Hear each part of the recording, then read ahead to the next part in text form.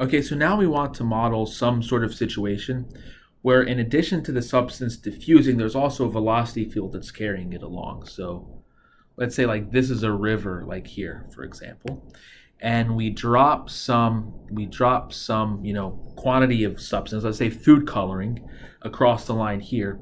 And in addition to the food coloring diffusing, there's also a velocity field that's carrying it along this way down the river. Okay, and so this kind of combines two different things. In the first part of the class, we only considered, like when we were looking at conservation laws, we only considered flux being due to this velocity field. And I'm going to call this week 1. And we got the equation, the t derivative of u plus the x derivative of the velocity field times u is equal to 0.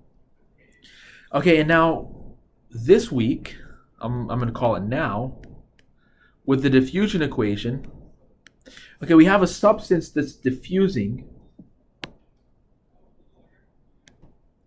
We have a substance that's diffusing, and we're not considering the velocity field. We're just considering like it's sitting and it's diffusing. Like instead of being in a river, it's in a lake and diffusing.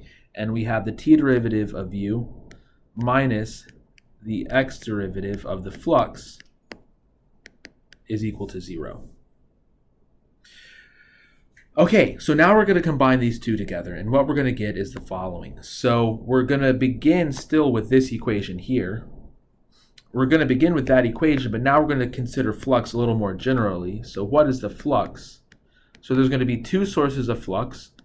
There's going to be flux from diffusion, and there's going to be flux from the convection, the velocity. Okay, flux from diffusion by Fick's law is equal to minus alpha times the x derivative of u. And then as we saw in the beginning of class, the flux due to convection is just equal to the velocity field, which could depend in principle on both time and location, times the concentration. Okay, and you can look at the units and make sure everything works out right. Okay, so now we're just going to take this expression for f and plug it into this equation, that equation.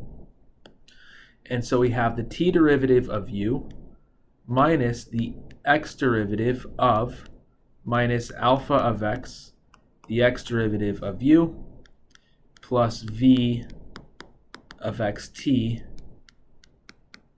times the x derivative of u is equal to 0.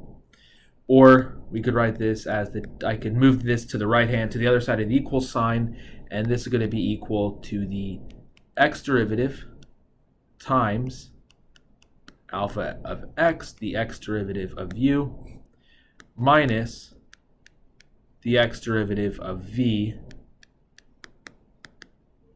times u. Okay, if I want to write this a little bit cleaner, I could write this as the t derivative of u. Cleaner means less clear because I'm not going to write the arguments.